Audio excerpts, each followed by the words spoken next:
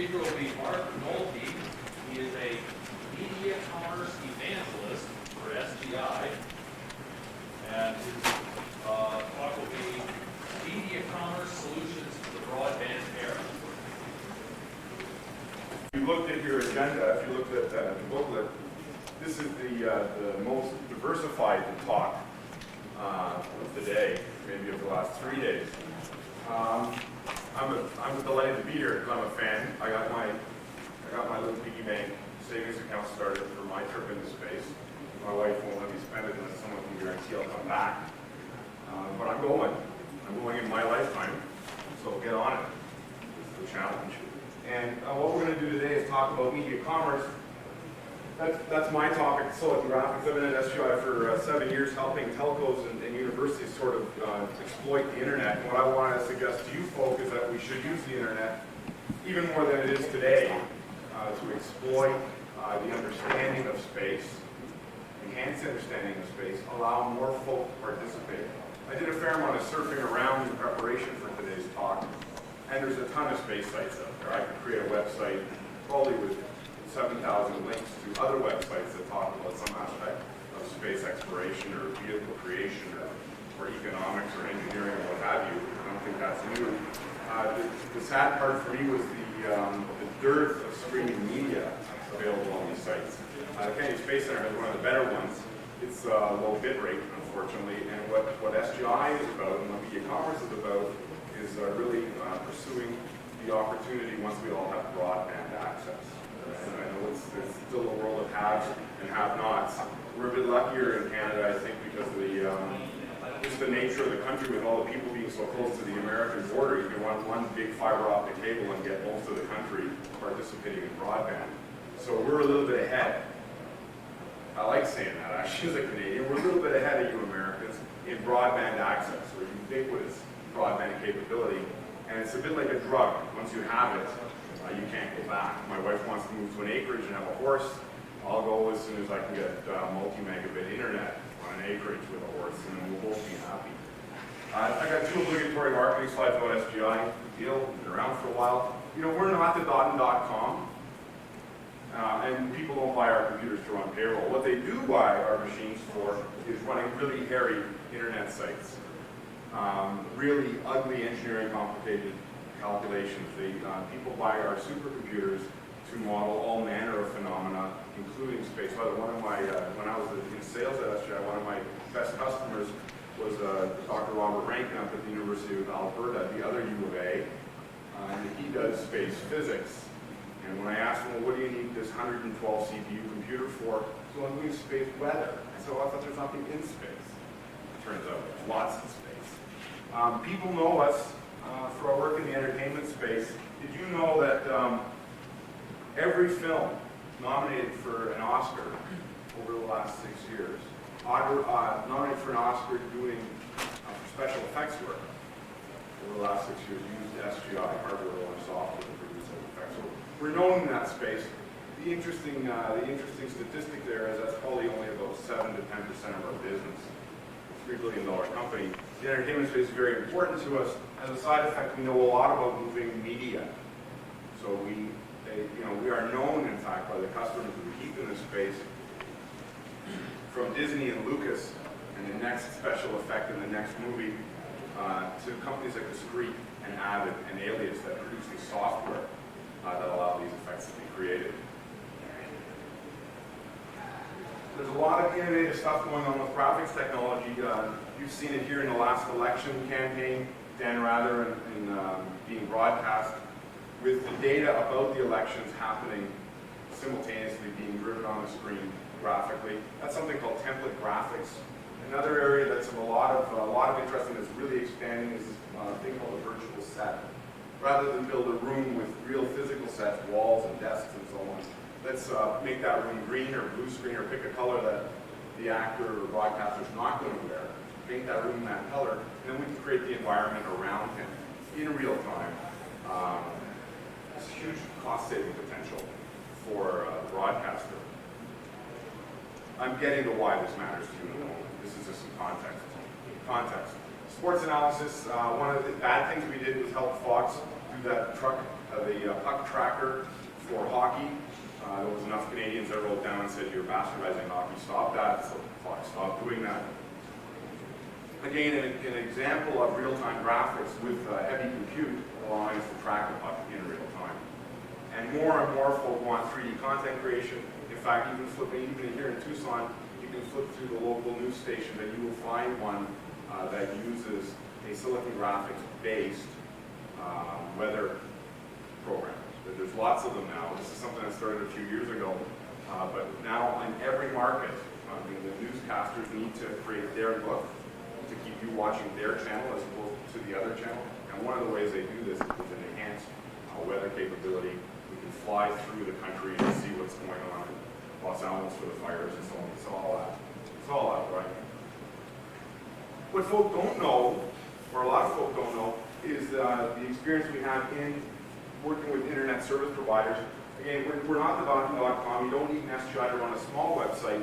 What folk tend to use an SGI for is when they get a big website or when their website grows up to become a big website.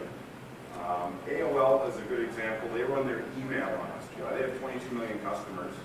The last time I talked to them, which was a couple of months ago, they were doing about 1,000 messages a minute. And since there's just over 1,400 minutes in a day, there's about 1.4 billion email messages a day are being moved by AOL on SGI-powered mail servers.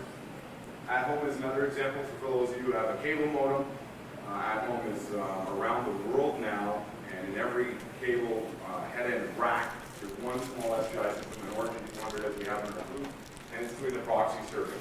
That does a couple of things for At Home. That allows them to provide a better end-user experience. You don't have to wait necessarily as long to see those web pages come up.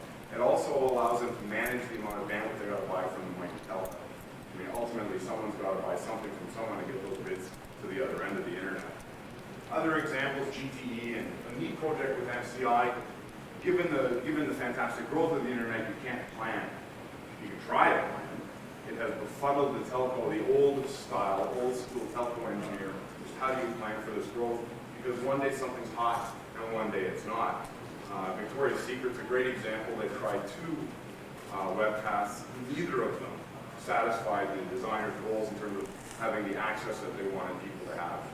In the first one, the first 1,000 people filled the site. The second one, the first 10,000 people filled the site. Either way, they never got the amount of eyeballs they wanted to because they completely underestimated the amount of load that would be created, the amount of people that would come. Think of this capability as applied to a shuttle launch. Again, you can go to the Kennedy Space Center website. They've got a nice low bit rate site with lots of different views. It's a great example of what can be done with streaming media. The problem is it's still small video screen. I call it postage stamp. We're getting better now. We're 2 inches by 3 inches, 15 frames a second. Imagine what will happen when we have ubiquitous broadband access and we can deliver 1.5 megabit or even 2.5 megabit into the home to lots of people simultaneously. We as a community can use this capability to enhance our children's understanding of what's happening, our parents' understanding of what's happening. In my case, my wife's understanding of what's happening, so that she'll let me go. Where are we at today? Today we deliver scalable computers. Everybody makes scalable computers. We're unique and our computers are designed like bricks. You can start with 2 CPUs and add 2 CPUs at a time until you hit, today, commercially 500 CPUs. We do special bids. The Department of Energy has a 6,000 CPU machine in Los Alamos. So if you do need something like that, do call on us. But have no fear. The beauty of our approach to designing computers is this brick approach, so you can start small, start with a small budget, and add as you capture customers and as you capture affiliates that drive your business up. Because of the work in the entertainment space, because of our work in the graphics space, we have a complete portfolio of media solutions, and we enjoy that brand. I mean, we are known for our work in this space, so we attract the application providers as well. And we've got some experience with some other customers. I have a couple of example slides of using streaming video in different kinds of organizations, so just some of the icky bits that are involved. I recognize there's a reasonably technical audience, so I cut out 5 of the marketing slides and put in 5 of the technical slides. So what is media commerce? We've actually we've actually trademarked the term media commerce, and it's our slice, or what we view as our slice of the pie. It's not e-commerce alone. Everybody's putting an E in front of stuff, e-business or e-strategy or e-media, e-TV. Media commerce is transacting content over networks. So that umbrella statement says that we are here to help people move high quality, high bit rate video around networks and help them charge for it, because at the end of the day, someone's got to pay for some of this stuff. So one way to do it is to have lots of small transactions generating small amounts of money by game. With lots of them, we generate enough cash to pay for the computers from SGI, but also for the network bandwidth that's going to be required to do all this. And it includes movies and games. One thing, the projects that we're working on a lot of here with planetariums. I mean, how do you encourage a 9-year-old who has a Nintendo to go to a planetarium that's got a 20-year-old Zeiss Star Machine? I mean, when I first saw a Zeiss Star Machine, I was pretty impressed. It was pretty cool. My 5-year-old, he ain't that interested in going to the Calgary Science Center. It's just not that compelling to him because he's already seen a computer and he's seen a Nintendo. And once he's had even more experience with these things, we're not going to be able to entice him that much. We can teach the science lesson, but we're not going to be able to hold his attention. We're not going to be able to fully engage him unless we can become more interactive. A really fun project that we worked on was with the New Haven Planetarium in New York. And they deployed something called an Onyx. An Onyx is a graphics supercomputer. It's the same device that NASA uses to power their airport simulator. In the same scale of system. This thing has 7 graphics pipes, 7 graphics pipelines, 28 gigabytes of memory. And the folk that did that design, world scientific organizations to capture data, to get use of and integrate those different databases that are being captured all around the world. Some of them here in Tucson, at the observatory that U of A runs, one of the observatories that U of A runs. The cool thing about this, the Hayden experience, is because it's not a movie, it's not pre-rendered, and it's not a finite set of optics with a finite set of lighting options, means we can actually walk into the audience and give a child a joystick and let them fly to Mars. And because we're not leaving the Earth, we can go 27 light years a second if we want, and keep the experience within a reasonable amount of time. We're hoping that, and there's more and more interest in other planetary building environments like this, we're hoping that with these interactive experiences, we can do a blend where we can teach the science, but we can also engage youngsters that aren't going to have the patience for the way we learn. The way we learn is changing. The way we humans learn is changing and evolving. And part of our mission is to help make that happen by making it interactive. Now, why would you need to do this? The only thing to point out on this slide is the red bit. There is no money in access. If you're an internet service provider, or you go and call on your internet service provider, the one that you're using already, and say, hey, I want to do all this stuff. There is no more money in access. Access is a $20 a month for low speed or $50 a month for high speed kind of business, and that's about all you can do with it. The folk that are today's ISPs can increase their revenues with some business access, the concept of virtual offices. We'll host your mail. You don't have to as a company, for example. So there's some opportunity there. There's opportunity in wholesaling services. If you're going to run a fiber, you don't run one. I spoke to a fellow in New York a month ago, has 900 fibers that circle Manhattan. What do we do with 900 fibers? How many people could we reach? And what kind of experience do we create? The money in the future is going to be in value-added services, and that's hosting webcasts. That is hosting interactive webcasts. But in real time, we can interact with the presenter. Maybe it's going to come to the point where I'll be able to attend this conference.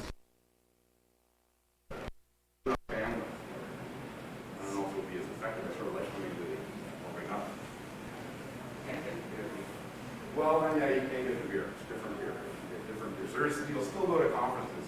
It's funny because it's like talking about virtual reality. Talking about virtual reality is like talking about sex. You can talk about it, but to experience it's a whole other level of the game. And I would encourage you at some point over the next couple of days to stop by our booth and try and land a shuttle. It's not as easy as it looks. So why media commerce? Media commerce will allow folk like NASA, like JPL, like educational institutions, like folk running observatories, repurpose their content. There's NASA TV. If you have a satellite dish, you can get it. If you subscribe to certain cable provider services, some of them actually carry and retransmit, so you can watch all this stuff. The internet reaches far more people than one satellite, one band, and one channel on one satellite. Satellites being placed in space in some kind of geosynchronous orbit cover a footprint. And a very interesting company has come to light lately in the last couple of months called TerraBeam. Something to watch. These folks are going to use lasers. They're going to put satellites out in low Earth orbit that will reflect, to simplify the terminology, a laser beam from Earth so they can point cast. Very high bit rate, very high quality experiences in certain communities. And think of the implications of this. I, as Lucas, will stop printing film. Half the cost. I mean, yeah, you got to pay the actors, and you got to build the sets, and you got to pay the writers, and you got to pay for all the kids to do all the animations, all the computer animations, all the special effects of the movie you're making. But a huge cost is making the prints, printing the 1,000 copies of Phantom Menace and distributing them in a secure fashion. And film wears out too. You can only run a film so many times before there's scratches and other effects on it. What if we could go completely digital? There's a lot of huge interest in Hollywood now in the whole ability of doing e-cinema or electronic cinema. It means I can make a movie, don't print any prints of it at all, transmit it via satellite or terrestrial fiber cable to the various theaters and then project it. I can control release. I can do a number of things differently. I can eventually make it interactive. So we have all these assets. NASA's got cameras. The various astronomical institutions have assets. Our attitude is let's take those assets, things that we create, we can charge for them, and repurpose them so we can access them over our TV set. For my folks, I think our generation have PCs now, and certainly our children will have PCs. There are trials now in third generation wireless where we're going to be able to stream 200 or 300 kilobit stream to your telephone. So if you really wanted to, you'll be able to watch the 5 shuttle missions from now. You'll be able to watch a launch on your cell phone in some parts of North America. This will happen. It's inevitable. The issue is how do you prepare for it, and what do you do now to take these things and repurpose them to reach a broader audience so you don't need a TV station.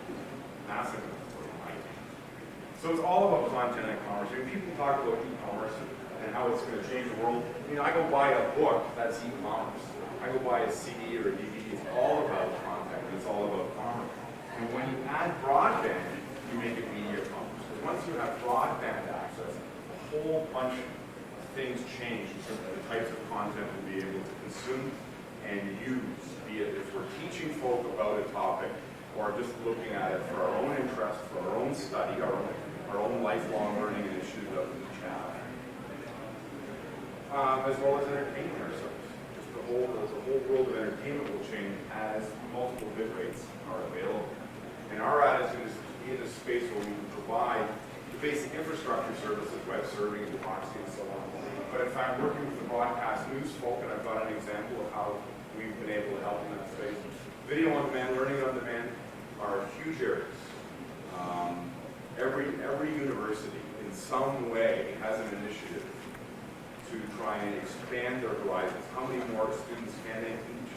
And a huge issue in the university space is degree completion rate. Get them there in year 1, get them there in year 2, maybe have them in year 3, and then they take a part-time job. Now we don't see them on campus. And because the course notes are on the webpage, students have to look at the course notes, all right, the exam, it'll be fine. They're not. It's not working out that well. It's not quite that simple. And what we see is by having good, high-quality content in an interactive fashion, we'll be able to, in fact, enhance the degree completion rates that we are being experienced with some of these universities. And of course, you need e-commerce business to collect the money. Here are the markets that we go after with these products. Telcos, obviously, film and video creators, broadcasters, cable hosts. The wheel is meant to try and describe some of the applications or application areas that are, of course, important. Notice the two that they all have in common: e-commerce and asset management. I mean, NASA has a huge asset management problem, digital asset management problem. Because once you have 100 cameras that are collecting data, once you have all these satellites that are sending things back, what do you do with all that data? I mean, we fundamentally have problems as humans. We either don't have the data and don't know where to get it. We do have the data, but there's so much of it that we're not sure how to find it. We have the data and we know where it is, but we're not exactly sure how we need to transform it to gain that insight out of it. We generally fundamentally have a data management problem. So a digital asset management scheme is very important to running out of time so critical file. Okay, now I'm going to go to the icky bits here, some technical examples. You've heard the term eat your own dog food. If you're developing software and systems, well, we try to at SGI. So not only do we have CNN coming in and then being broadcast in our network, when the company was young, we would have an all-hands meeting. We would have everybody join us in the cafeteria. Our cafeteria holds 500 people. There's 7,000 people that work at SGI. We can't fit them all in the cafeteria anymore. Now when we have the State of the Union address from the CEO, or a product announcement or a product launch, or training on the next generation bits that plug into things, we can still do it in the cafeteria, Cafe Ozone. There's more than 40. But this is not captured by a camera and then distributed on our land. It's also stored, and then over the campus line to other buildings. There's numerous buildings. This is distributed to live, but it's also stored and forwarded. So in fact, those webcasts are encoded, put on disk, and then at night, when we're not using the network so heavily, transmitted to the remote offices, so that I can come in the next day and have the same experience, if you will, enjoy the same training opportunity, but not have to burn my money on jet fuel. Here's another one that we did with CNN in Atlanta. This one was hard. As you know, because of your affiliation, when you have a satellite sending you something, you can't really ask it to stop. There's not a lot of flow control mechanism when working with a satellite. CNN has decided they will be the world's news aggregator out of Atlanta. The idea that you could be able to get news happening anywhere from Atlanta. So they have literally 40 feeds, 40 satellite feeds around the world that they monitor on a 7 by 24-hour basis. So imagine a room with 40 people watching TV in it. And while they're watching TV, they're typing in things.